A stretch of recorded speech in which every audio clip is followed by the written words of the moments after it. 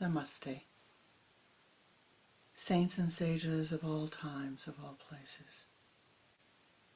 Namaste. O ye powers that be, in all of thy names and all of thy forms. Namaste. Ancestors of all of the lineages to whom we attune. Namaste. Most beloved and precious Ishtadevata, in all of thy names and all of thy forms.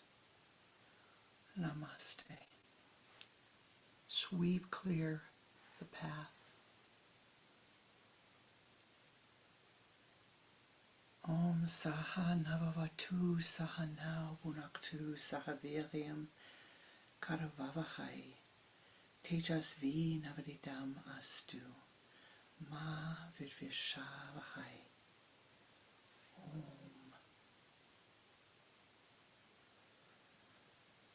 Om Shanti, Om Shanti, Om Shanti.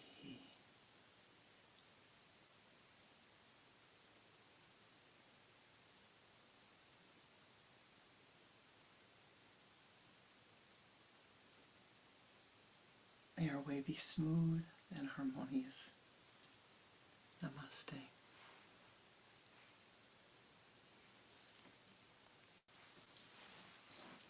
Good morning, good afternoon, good evening, wherever you are. On this beautiful October day, the marathon is running here in Chicago.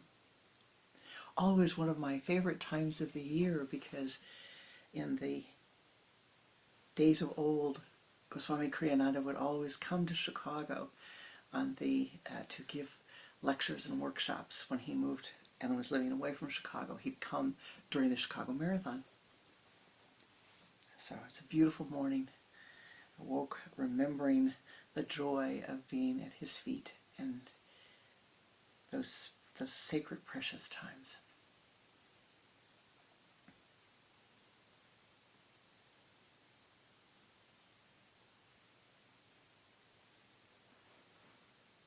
In the ancient, ancient, ancient days in Egypt,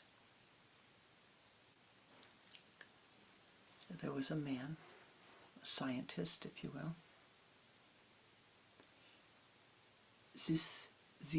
Soros.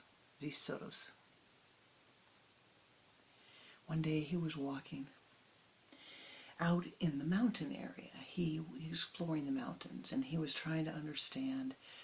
He'd bring back gems, he'd bring back rocks, he'd bring back things he found to study them, to see what they revealed to him about life. One day he picks up a dull-looking rock, takes it back to his lab. Now, he was a scientist, so he thought, I wonder what this is. And he began to polish it a little bit. It changed color. He began to, thought he would heat it. Would it work if he heated it? He didn't have a blowtorch, so he heated it with his the fires that he had. And as he heated it and rubbed and chipped away at it, gold emerged. The metal gold emerged. Wow. And so he experimented. What could be done with this gold? What could be done to make it useful? He had to find out. It was beautiful. When it was shined up, it looks like the sun, he told his friends. It's brilliant like the sun. And so the gold began to be hammered and shaped and formed into jewelry, adornments for the body. And then, he had to find more, right? I mean, he had to walk back to the mountain, and he was walking around picking up gold, and he thought, well, maybe there are other places that it is. And so began the search for gold, and then began the study of gold, and then began to try to understand all the various ways that gold could be used. One day he took a little lump of gold from that original lump, and he made a ring, and he gave it to his beloved. And she wore it for years and years and years and years and years. Got very thin, got very thin. And so when she transitioned, that gold was melted and merged with other gold that had been worn and used. And a key was made. A key to the city to give to a person they were honoring. And they gave the key to the person, and the key stood in its proud place in the house for many, many years. One day there was a fire. The house burnt down, and the key burnt in the fire and became a shaped, misshapen lump again.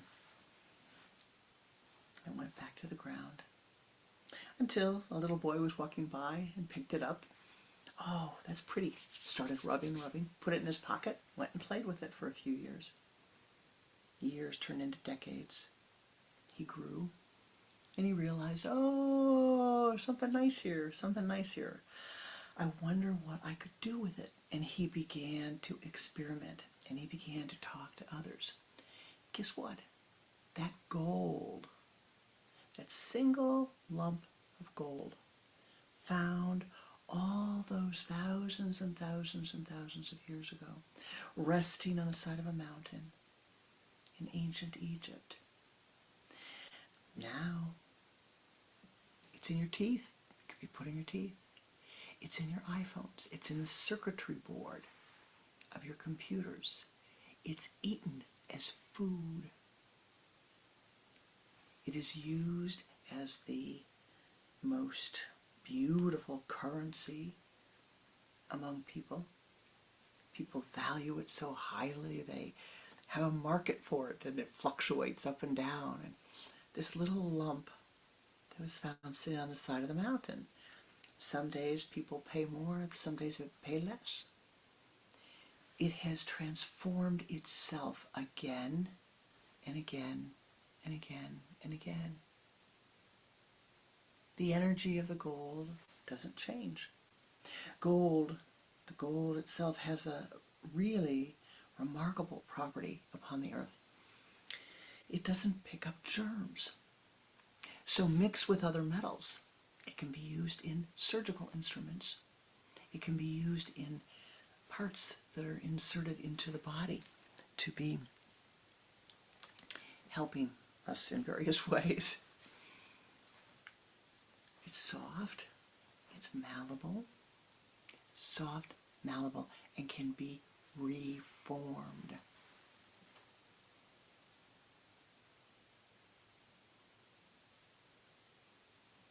Are you gold? Or are you lead? Lead sitting at the base, very hard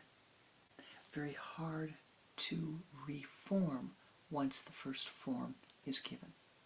Hard to reform, hard to manage.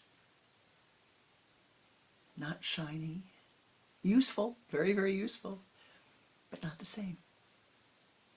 Now you have heard through the years, I know, the stories of the alchemists who struggled and struggled and struggled to find a way to turn lead into gold. If you have not, read 100 Years of Solitude. You will find a beautiful story of an alchemist who spent years and years of his life struggling to turn lead into gold. But that struggle that the alchemists longed for or worked on, the path that they took, really meant to turn the lead at the base of the spine into the gold at your sun center. Now, today, we have some pretty interesting astrological aspects occurring for us, all of us. In this period of time, I would say that it's really 8 weeks plus or minus, but it's really right here today with us on the 8th of October. Mars and our friend Pluto are squaring each other, which means that all of the energy of Mars, the physical energy, is squaring all the energy of groups, all the energy of the subconscious. Thus we've had some wars erupt around the world, perhaps unexpectedly. We've had people transitioning the earth unexpectedly. It is an intense energy. And at the same time, it's a transformative energy. Pluto is your unconscious. Pluto is those things that are important for you to see, but that oftentimes you don't want to see. Mars, we were all Mars creatures. We were all born with umbilical cords, right? So that means that we are born at the Mars chakric level, all of us.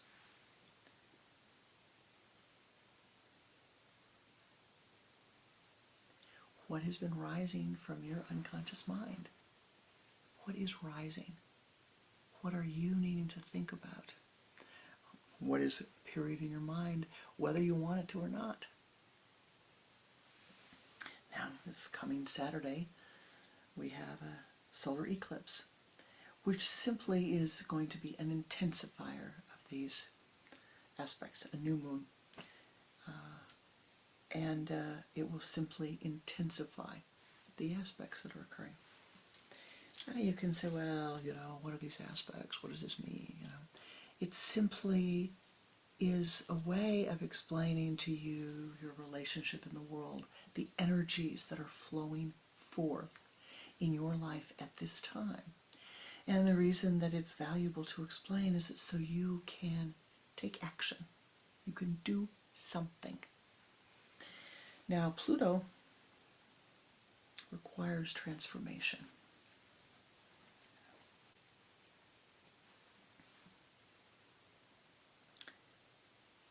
But oftentimes what happens is that we fight the transformation. We don't want it. Pluto can be a harmonious transformation, or it can be an inharmonious transformation. Really, the answer is up to you. And what makes a difference? What makes a difference is the emotionality of your mind. How emotional is your mind? Are you able and willing to adjust, adapt, acclimatize, to let go of the form of life as you have known it? Now, in yoga, Kriya yoga is predicated upon the laws of cause and effect, the law of karma. Now, the gold found on the ground in the mountain had been there for millennia. The gold that was on the mountain was in the rivers. You could pick it up on the rivers. Pan for gold in the rivers. And then humans came along and they picked it up and they said, oh, I wonder what I can do with this. I wonder how I can take this form and reform it. How can I use it? What can be done with it? And so they have spent decades and decades and decades, hundreds and thousands of years looking at that and saying, what can be done with that life form, that life energy. And many, many things have been created that have been a great blessing upon the earth. And then things have been created that haven't been necessarily a blessing. But the essence of the gold still remains. The essence of the thing itself is still the same. Whether it's a piece of jewelry, whether it's a ring, whether it's a necklace, whether it's a face mask on an Egyptian king, whether it's a crown on your teeth, whether it's the circuit board in the circuit board mixed with other things, the circuit board for your phones, for your computers, for your computer wires, for your telephone wires. All of these things contain a small amount or larger amount of gold mixed properly for its usage. What about you? What about you? Now, too often when the Pluto manifests itself in our lives, let me not use that phrase.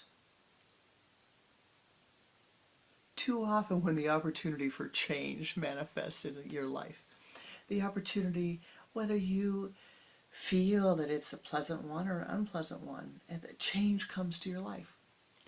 And too often the answer is, I'm going to throw out the old. Throw out the old. I'm sad, I'm tired, I don't want this anymore. I'm going to throw out the old. Bring in all this new.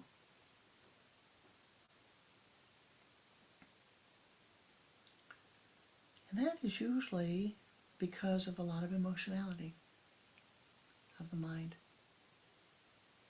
I was on the train last night, riding into Chicago with my husband. And it's about a 30-mile journey on the train. It doesn't take very long, but you drive through a lot of different parts of the city. And so, you begin in areas that are very bucolic with trees. And then as you move further into the city, you still see a lot of beautiful bucolic areas with trees and homes. But you also see junkyards, or you see people who have backyards, beautiful houses and grass, but their backyards, I drove by one, there were 3 semi-trailers parked next to it. I thought, well, that's interesting, in your backyard. And then we drove further and further in, and as we were approaching the train, the central station, if you will, where all of the tracks were merging together, there were, the only way I can describe it is it looked like engines, parts of engines that had been taken out, and they were just all very neatly stacked in a yard, just neatly stacked, as if they were waiting for something. Now they were outside, so they weren't getting very good protection. But all along this journey,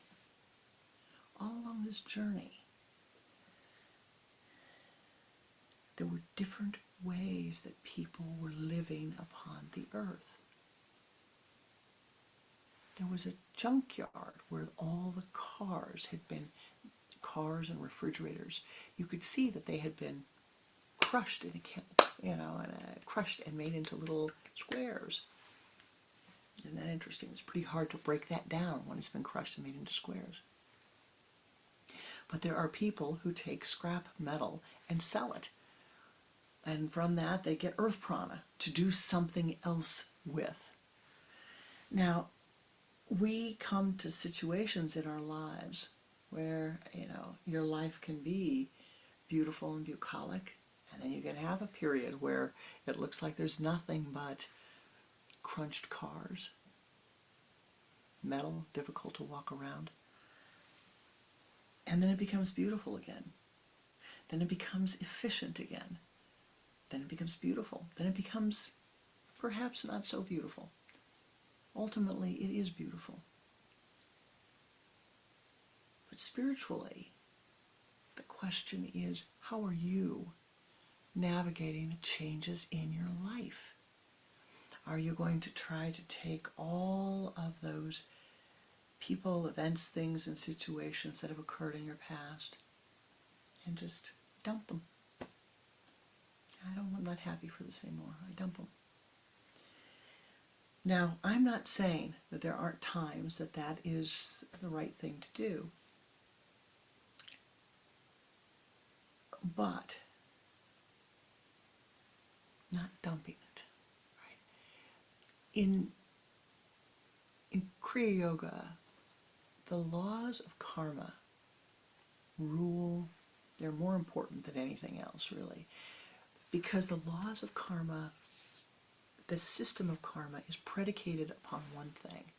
And that is that you have the capacity to soften that karma. All of Kriya is about how you and I can soften the karma that is self-generated, that we are bringing into our lives. What is the new thought we can think? What's the new situation? What can we do to bring that, to soften that situation? Now, there is no, somebody wrote to me and said they understood that there was good karma and bad karma. No. There is only karma. Not good, not bad.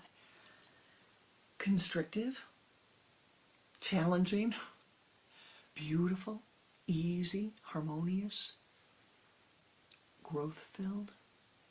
Only karma.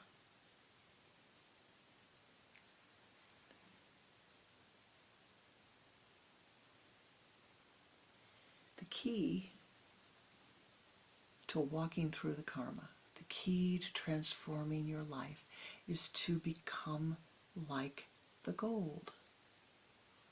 To become malleable. To be able to adjust to the circumstances that are changing in your life. To accept the new circumstances. Accept, adjust, adapt, acclimatize. The new circumstance comes and you adjust to it. And what stops the adjustment is truly pushing, saying no more. I will never be able to do this again. I will never have this again. Oh boy, never is a long, long, long time, my beloved. Get rid of that word. You know, you have something in your life that happens and you wish it were different. So the question is, oh, I will never do that again. And then the year goes by, 2 years go by, 7 years go by, the aspect refires, and guess what? You do it again. And the subconscious mind says, ha, I knew it. I knew she was going to do it again. Well, what's the answer? The answer says, I'm going to do my best. The next time this comes up, the next time this occurs, I'm going to do my best so that this will be more harmonious. And then to say, well, how do I walk through this situation, this circumstance, this new doors that are opening, this period of time that I have? How do I walk through it and let go of the anger, let go of the sadness, let go of the resentment, let go of all of the confining fears? It's not easy sometimes. But if you want to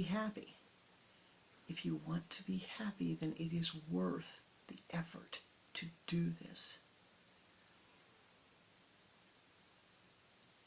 And it really begins with the recognition of aham brahmasmi. Now, if I am the creative principle, I want to be able to hold that creative energy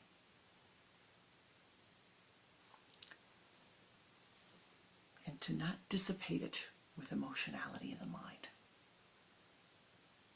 To not dissipate it with the emotionality of the mind. Why would I want to dissipate it? Let me not do that.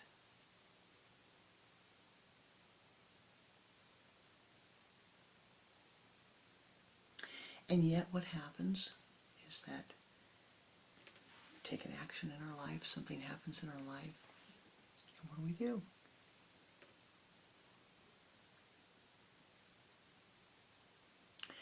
Oftentimes, we think other people should act a certain way. We think that when I do something, the reaction should be this. And when it's not, when it's not, what do?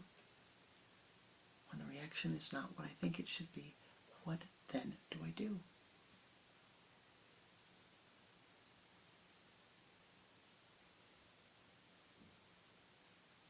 I usually object. Not I don't object. One usually objects. It didn't come out the way I wanted. Why? Why didn't I come out the way I wanted? Well, the answer is no. First of all, what happens is they should have, if only they had, if only the other. And we tend to say, if they could have made it better, they could have made it better. Well, the answer is,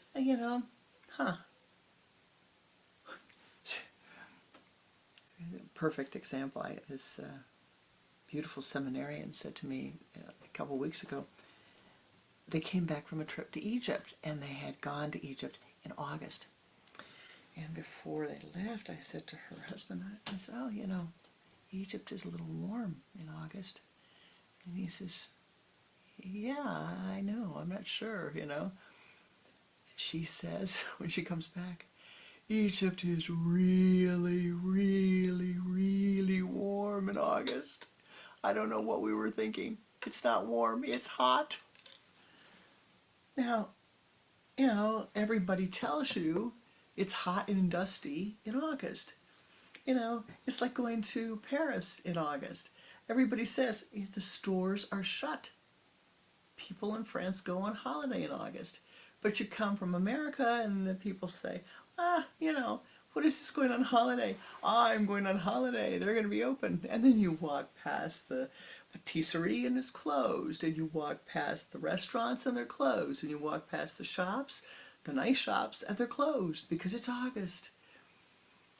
And the problem is that we sometimes take action in our lives and we simply are blind. We simply are blind. We don't see. We don't take off the blinders because we think that there's only one way to achieve what we want to achieve. And so if there's any message to be said today, I'm going to give you a practice in a minute, but there's any message to be said today, it is this.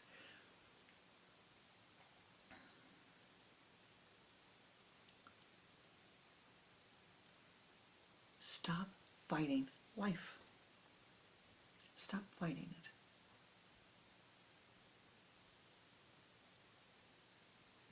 If you're going to have your kitchen redone, you have to empty all the cabinets out. If you're going to have your bathroom redone, you have to clean the bathroom, empty everything out.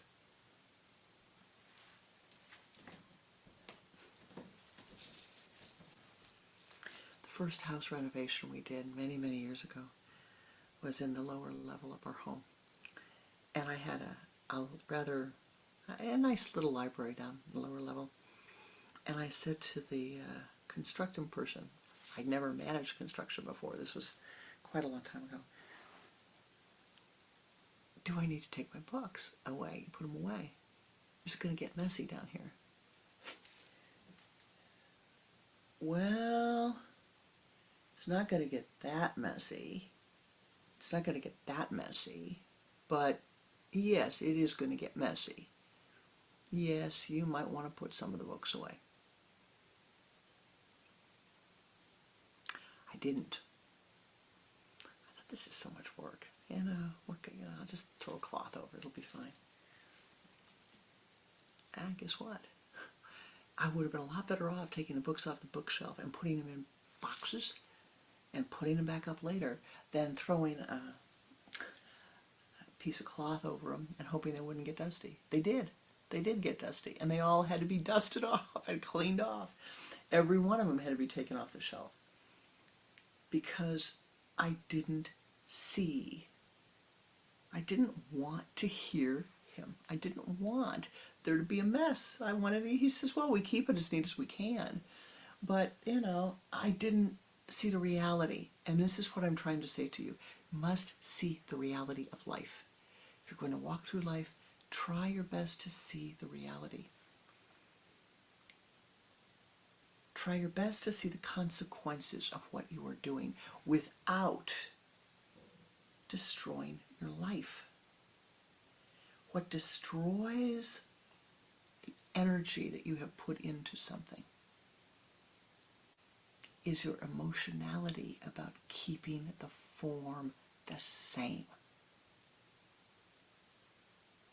If you can say, look around you, all these beautiful bespoke items, all of these things where people are creating new forms of life using the energy that has been placed upon the earth, the forms that have been manifest by themselves, by other people. Use the energy that you have. Do not block that energy.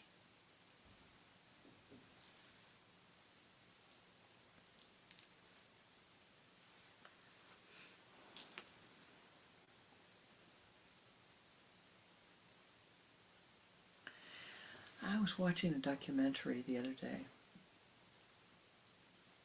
about a culture. I'm not going to name the culture. A small group upon the earth, relatively speaking.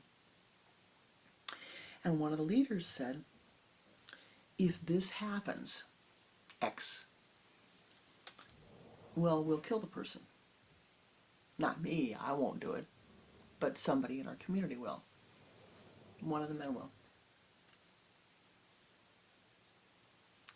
Because that is unforgivable. There must be no forgiveness. Oh, my hackles went up. Netty, netty, netty, netty, netty, netty, netty, netty, netty, netty, netty. There must always be forgiveness. What do you mean there must be no forgiveness? There must always be forgiveness. Always. You must be able to forgive. It does not mean to forget, but to forgive. To forgive. To forgive means that you can retain that energy and use it and transform it as it is most helpful in your life. That like the gold, you can transform that energy. You can make it into something that is valuable for you. But if you hold a hatred, if you hold a fear, if you hold an anger, all that is happening is you are creating a solidity. Do you hear? It's becoming solid. And it's linking into the same form again and again and again. The form of anger, the form of hatred, the form of dissatisfaction. No. Let it blossom forth. Let it become fluid and liquid. Forgive, forgive, forgive, forgive. Doesn't mean to forget, but forgive. Now,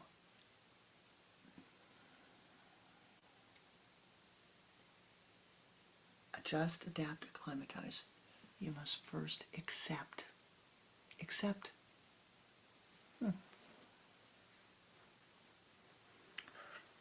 Something's changed here. I have to adjust to that change. What do I need to change in my thinking, my actions, my speech? What do I need to change? How do I adapt? How do I adapt to the new culture? Well, you move into a neighborhood and you have to say, well, what's new here? What do I need to do that is new here? They don't have Trader Joe's, they can't go to the Trader Joe's. Acclimatize. Acclimatize is more than adapting. It is becoming one with. One with. So what I'm urging you to do today is recognize as transformation comes to your life, new circumstances come, accept them. Yeah, here it is. How do I adjust to it? You know, I'm sure in other parts of the world as it is here in Chicago, it's getting cool.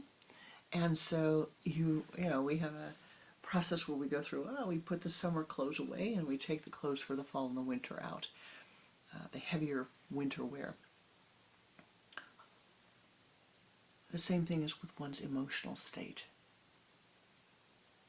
Adjust, adapt to the new circumstances. What do I need to do? What do I need to think? What do I need to prepare for? Now there's a big difference, my beloved, in preparing for something and in worrying about it. Don't worry, but prepare for it. You know you're going to have a circumstance. Many people, they, in their 20s and 30s, I don't have to worry about retirement. It'll take care of itself. And then they're 59 and they haven't saved a penny and they're trying to live on Social Security. In America, it's not such a good thing. In other parts of the world, you have an easier circumstances. But, prepare. What do you need to do today to walk through your life in a more harmonious way? Hopefully you'll be here for a long time. Some of you are going to live to be well over 100. Some of you will live to be 110. I know one of you is going to live to be 110. I can see her face now. It's a good long life. It's a good long time. Prepare. Learn.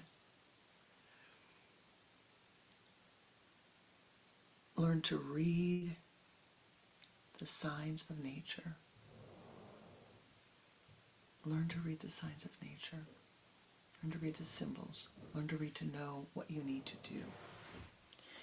Now,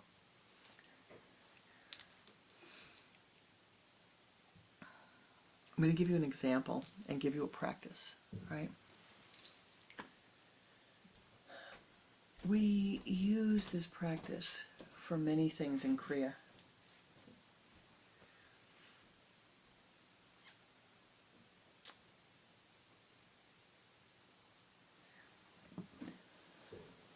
But let's say you have a relationship. It's a big problem.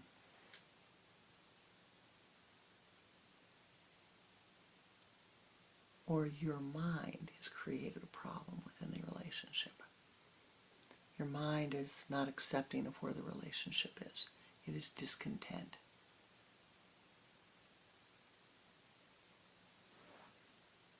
Always what we must do is say, hey, there's a problem in this relationship. What do I need to do differently? And sometimes that is hard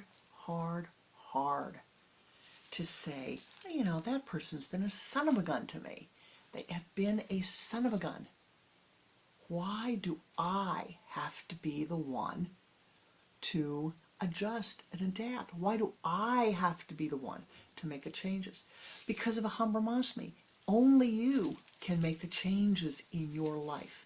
All right? So, let's say that I'll keep it pleasant and keep it easy, all right? I'll try. The examples that are coming to my mind are not so, I can tell that Pluto is here. Give me a minute.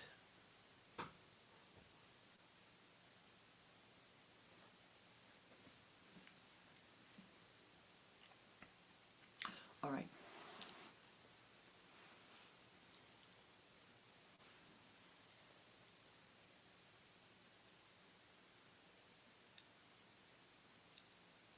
you have a relationship at work. You have a relationship in your life that has got a lot of conflict. A lot of conflict. There's a lot of anger, a lot of hatred, a lot of dislike.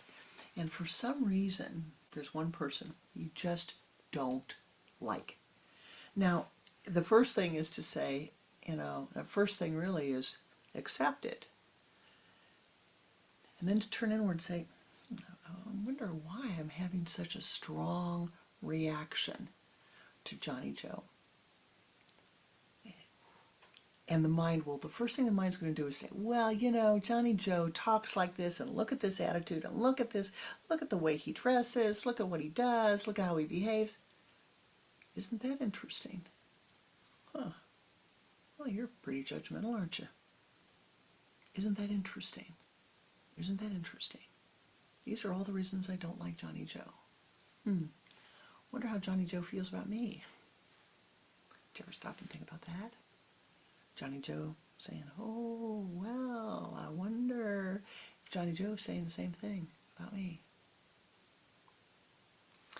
Then you stop and say, well, what do I need to change within myself to accept Johnny Joe? Yeah, he is loud, abrasive, is always taking over the conversation, says cruel, mean things. What do I have to do to accept that? Now, I did not say approve of. I did not say agree with. I said accept it. That's him, isn't it? That's him. Boy, he sure is an interesting person. Use that word, my beloved, in your language. Isn't he an interesting person? Become curious. He sure is interesting. Wonder where he picked up those thoughts and how I chose to be exposed to them. Tells me how balanced I am, right? I have to accept him, and I have to say then secondarily, all right, I've accepted it. Now what do I need to do with my thinking, with my behavior, with my relativity to Johnny Joe?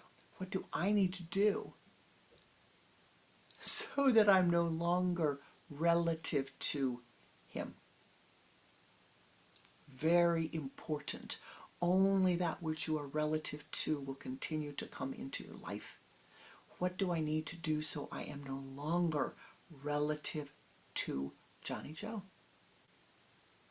and these things that I am having difficulty with? And make those changes. What do you need to do? What thought do you need to transform? How do you need to generate compassion? What do you need to do to speak differently? What do you need to do to stay out of the room? And don't tell me, I can hear it. Oh, there's nothing I can do. Yes, there is. There's always something you can do. Always something you can change. Because what you want is you want to take all that energy that you have directed at Johnny Joe and the criticism that you've directed at Johnny Joe and the emotionality that you've directed at Johnny Joe and transform it into something that you can use that's going to make you happy. It's going to make you joy-filled. It's your life energy.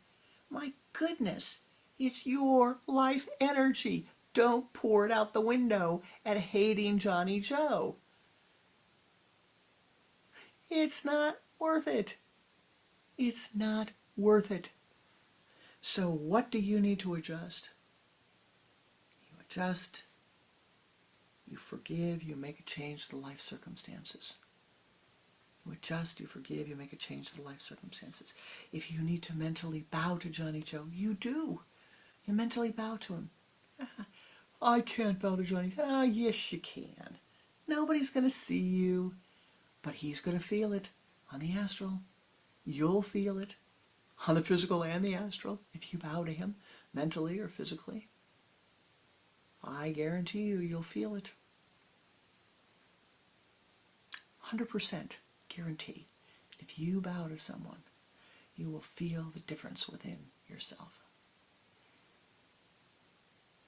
if you truly recognize that they too are a soul here seeking as you are seeking,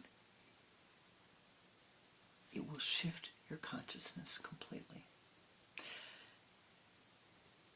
You're adjusting, you're accepting. I didn't say approve, I said accept. And then you see what happens in your life. Now, we need to look at these conflicts that arise in our lives, challenges that arise in our lives, circumstances that arise in our lives as opportunity to grow. And they may not feel like it. They may not feel like it. But recognize that your life has energy. You have energy. And so how do you continue to use that energy? Well, you let go, first of all, of the emotional attachment to the situation. So you visualize the situation in your mind. Visualize Johnny Joe, let's just say. You put Johnny Joe in a circle. Now this is after you have done all the work we've talked about. Put Johnny Joe in a circle. And you thank him. And you bless him. You thank him and you bless him. I thank you for everything that you have brought to me. I thank you for what I've learned. Thank you for this discomfort that has helped me to see differently in my life. Thank you. And then you ask the powers that be to bless him. Bless him, bless him, bless him.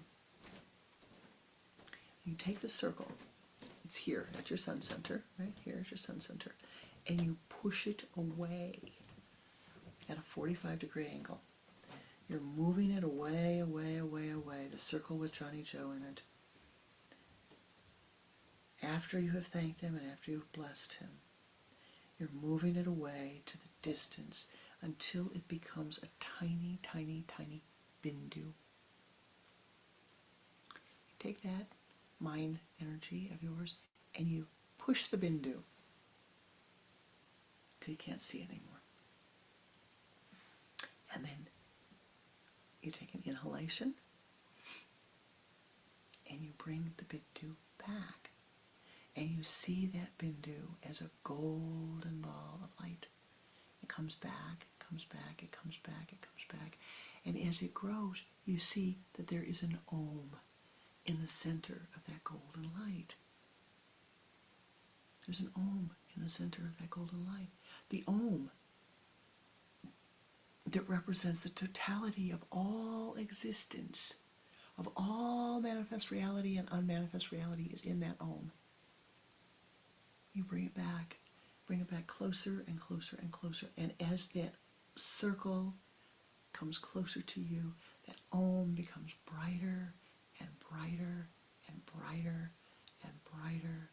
And it radiates itself at your sun center.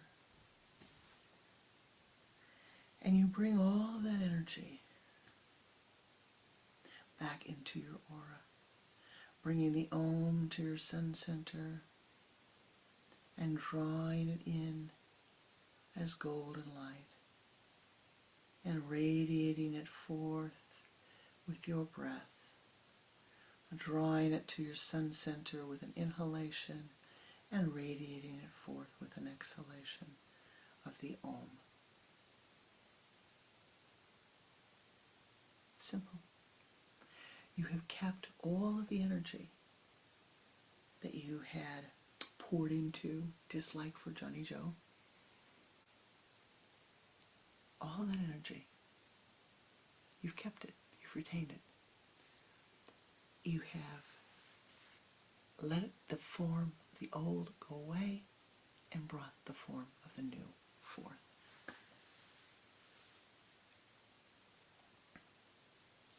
So we will close this morning with our meditation.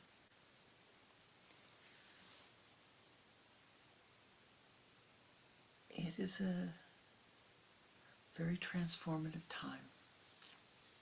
Use it. Be joy-filled. Be happy.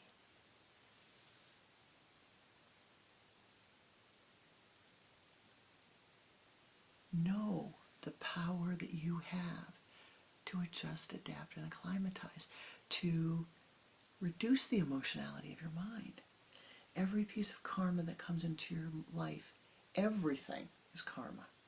Your thoughts, your form, your speech, your breath, your friends, your living circumstances. It's all karma that you created to have an experience. Make sure you're enjoying the experience. And when it becomes difficult, what is it that I can gain from this? What is to be gained? What is the message to be gained? So that I might learn and really to live a happier life, to live a more joyful life, to understand the nature of life, and to become one with that nature. You have my deepest respect and the blessings of the lineage. I and the lineage and I send forth our blessings to you this morning, that in this time of transformation you will find the transformation you need, that as you walk on these rocky shores, that you will find the smooth sand, the grass growing, the wisdom flowing, and the compassionate heart opening within you. Namaste. Let us turn inward for just a moment, please.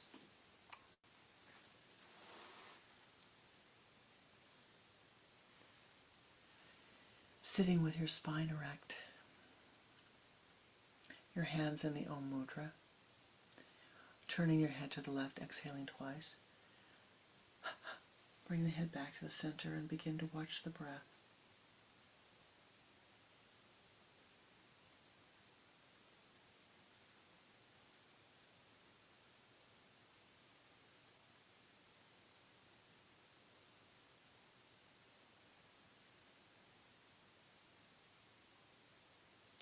Draw the energy from the limbs to the trunk using the sipping breath. From the trunk to the spinal column. From the base of the spine to the sun center. Move that energy out in front of you as a golden ball of light and sweep it around you to the left, behind you, and cover your entire being in golden light. And do this 3 times.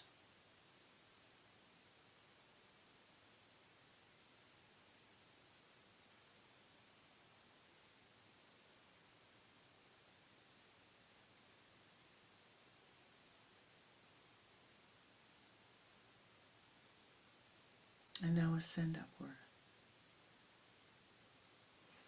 Ascend as high as you are able.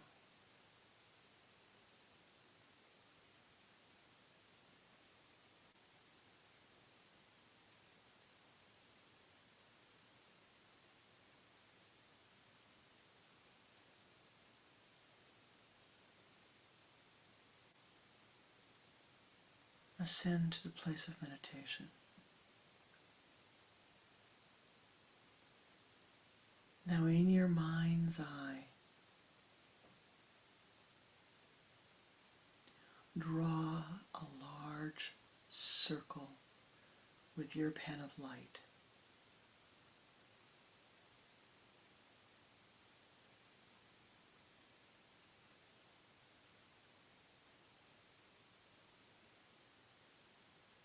Make the circle a comfortable size. And within that circle, draw the Om, the Ah,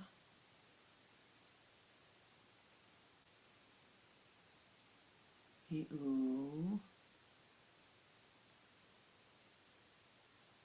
the M, and the Bindu.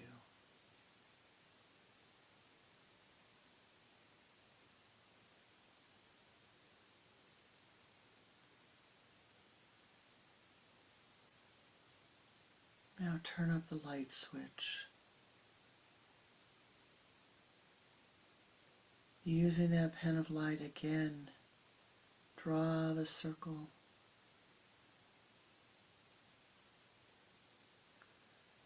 Painting the light over the light already there. Increasing the brightness. Paint again the Om, the Ah, the U, the M, the Bindu. And a third time, paint the circle of light.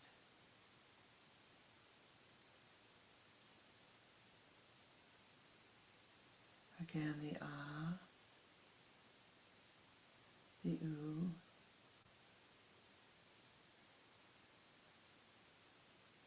the crescent, and the Bindu.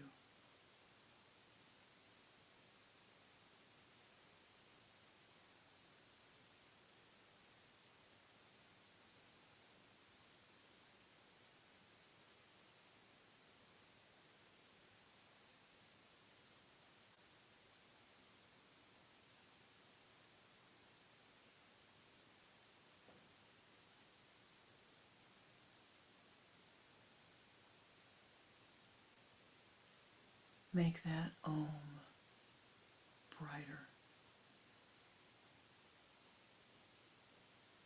Draw it closer to your sun center. And as we chant the Om, see that Om radiate in that circle, the brilliant Om. Om.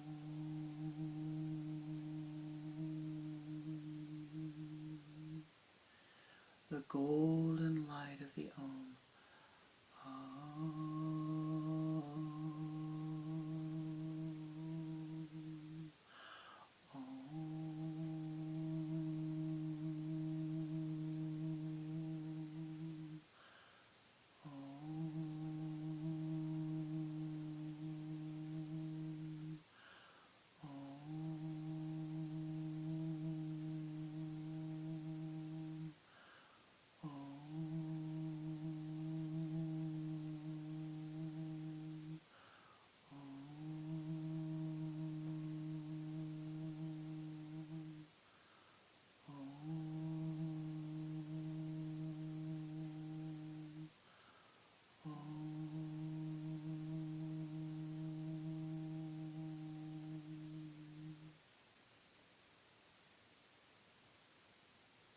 Draw that Om to your sun center. Inhale the Om above your spinal column. As you hear the chant, feel the golden light of the Om melting down your spinal column, flowing down your spine, the brilliant light radiating down your spinal column, your sesamotic channel radiating into every cell of your being. Om.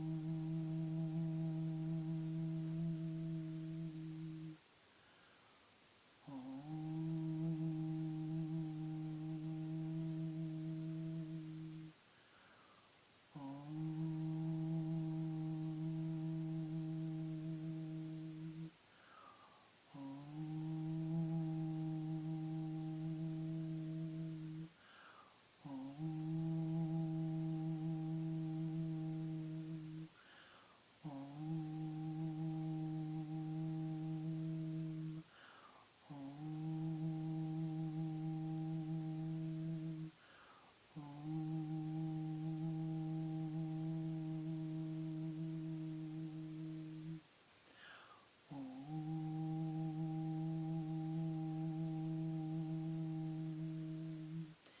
Now take that golden light of Om and bless the universe. Send forth that golden light of Om as you chant the Om and radiate it forth from yourself. Send blessings to all of those beings upon the earth who are in need, that their needs be met, that Mother Gaia herself be blessed, that those coming and going be blessed, that those in need of shelter, of comfort, of water, of food, of a home, of kindness, of compassion, of wisdom, that all of these things pour forth.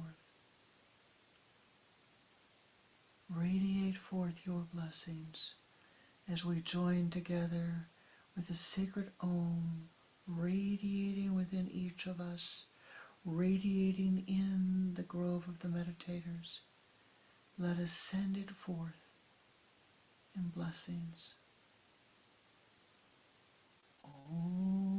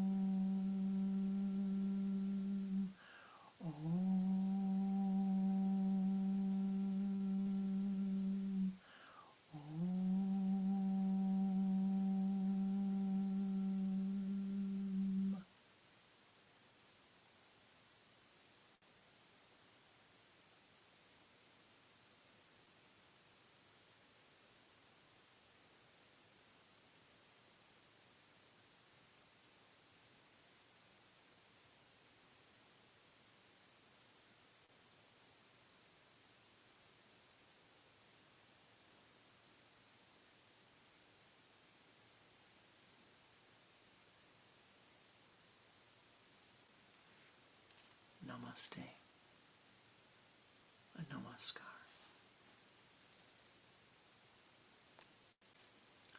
Namaste. Thank you for the blessings of your presence.